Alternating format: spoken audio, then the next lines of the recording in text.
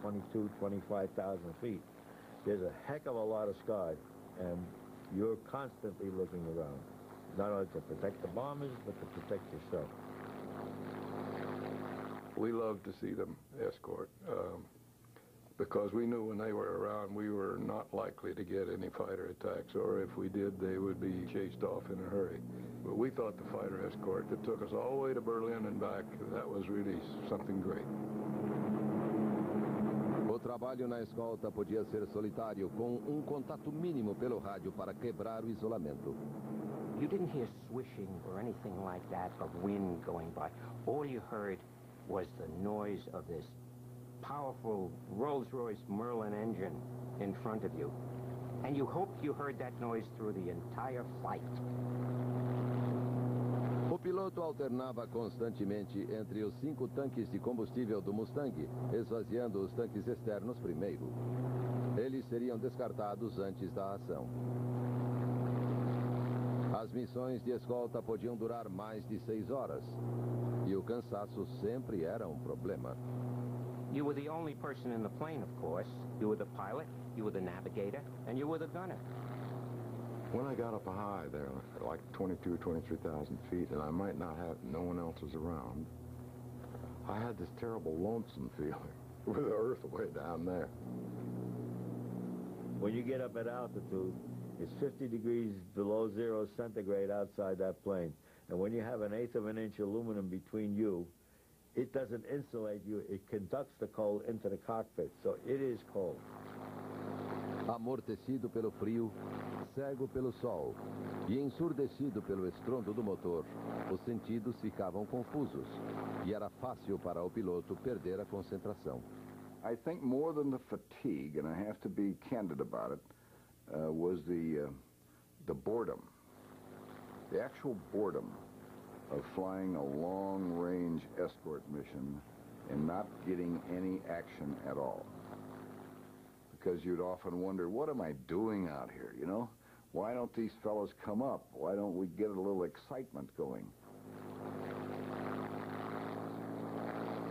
De repente, alguém gritava um alerta pelo rádio, quando caças alemães se aproximavam da formação de bombardeiros abaixo. It was instant. We dropped tanks and went into them.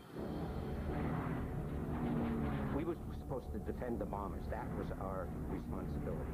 And we always attacked. We always attacked, no matter how many. Atingir um alvo veloz em movimento exigia cálculos complexos e instintivos do piloto. It's just like playing football, throwing a pass. You just had to lead them and take a guess. And my marksmanship was good. Tenths of a second meant something. If you're going 400 miles an hour, that's 600 feet a second, okay? And in a tenth of a second, you're 60 feet away from where you were. That doesn't give you very much time to ponder what your next action is. You've got to do it in real time fast. Very fast. The best way to do it is to fly up the button and let them have it. That works every time. I'd say at least 50% of the time, the victim was unaware that he was being attacked. And that was the ideal situation for getting a kill, that you sneak up on a guy and doesn't even know you're there, and then you blow him out of the sky.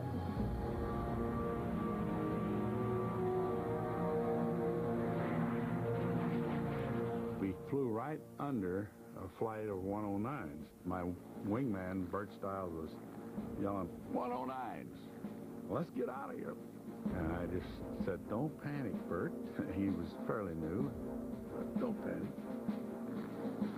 I pulled in behind him and I thought, boy, we're going to get something here. And Bert's screaming on to me again, let's get out of here, let's get out of here. He sees that there's another flight following that flight, and we're in between them, and I'm fat, dumb, and huffy until I realized that those sounds I heard outside the cockpit were not my engine backfiring, but 20-millimeter shells exploding. And then I knew Bert knew more than I did. Slammed the stick over to the left and kicked the right rudder just as hard as it could to snap roll the airplane down into the clouds again. Got down below. Everything's nice, peaceful down there. Quando combate aéreo começava, as chances eram mais equilibradas. Os combates eram uma série de encontros casuais e fugas espetaculares. I looked to the left, and there was an ME-109 shooting at me, coming through this break in the clouds. And you could see the black smoke coming from the wings as he was firing, but he was head-on to me. I yelled, "Break left, yellow flag." As tentativas de despistar o inimigo geralmente terminavam com uma perseguição em baixa altitude. Sem chance de escapar, a morte era quase certa para o perdedor. He knew he was going to crash, so he pulled up trying to get altitude to bail out.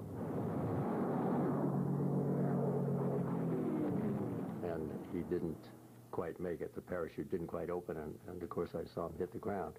And that was a very, well, it was a difficult moment, let's say.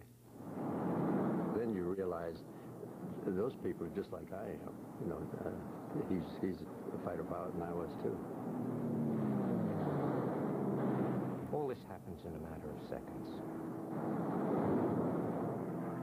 And that's a long time, seconds. A capital alemã, Berlim, era protegida por milhares de canhões antiaéreos. Quando os bombardeiros se aproximavam do alvo, não tinham escolha além de enfrentar os tiros. Os pilotos dos caças de escolta só podiam olhar. Nem o Mustang podia enfrentar a artilharia.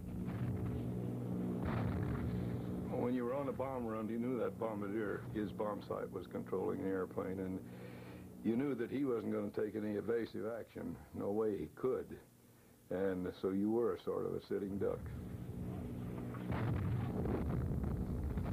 When I talked to fighter pilots, they said, "Boy, I wouldn't want to be in your shoes. You know, they're flying through all that flak. We don't mess with that." Then I say, "Well, I wouldn't want to be in your shoes either." But it just seemed to me like what they were doing was a heck of a lot more dangerous than what we were doing.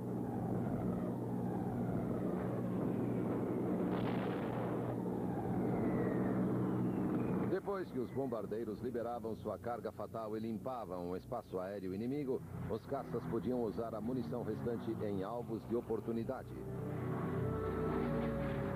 Bases da Força Aérea Alemã, comboios rodoviários e trens de carga eram os alvos favoritos.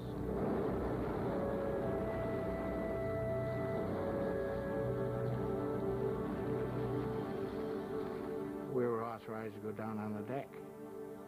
And then you have a lot of fun there. Anything moves, you shoot it. Mas esses ataques eram perigosos. Para cada Mustang derrubado por aviões inimigos, 5 eram derrubados pela artilharia terrestre. You come over the treetops, you come up like this, and as soon as you came up,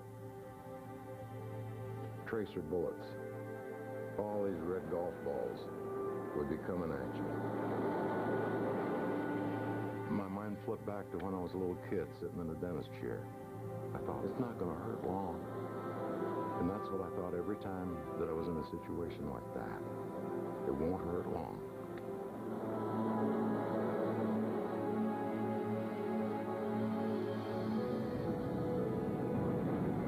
As bombas lançadas sobre as cidades industriais alemãs destruíram o centro da máquina de guerra nazista.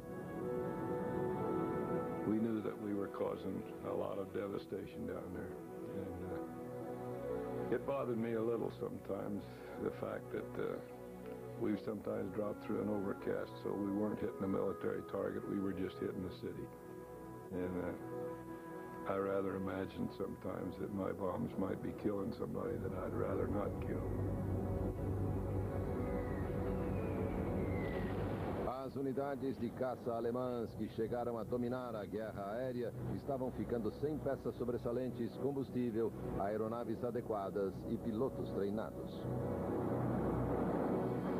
Toward the end of the war, they were scraping the bottom of the barrel, and these kids, I don't know how much training they had, but it was obvious they didn't have too much. So, like shooting fish in a barrel. And if it's the enemy, I don't mind shooting fish in a barrel.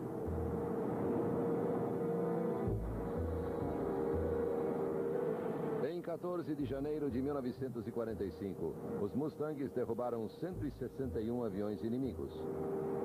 No ataque de 16 de abril, mais de 700 aeronaves alemãs foram destruídas, principalmente no chão. Mais de 80 aeronaves foram destruídas em um ataque a um campo de pouso. A força aérea de Hitler estava liquidada.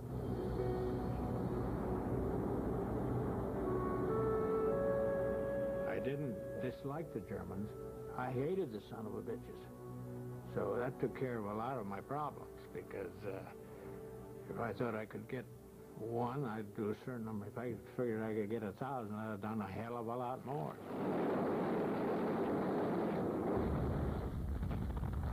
Agora os aliados eram os mestres dos céus. Sem a proteção dos caças, as forças terrestres alemãs estavam à mercê dos aliados, que avançavam em direção ao centro da Alemanha.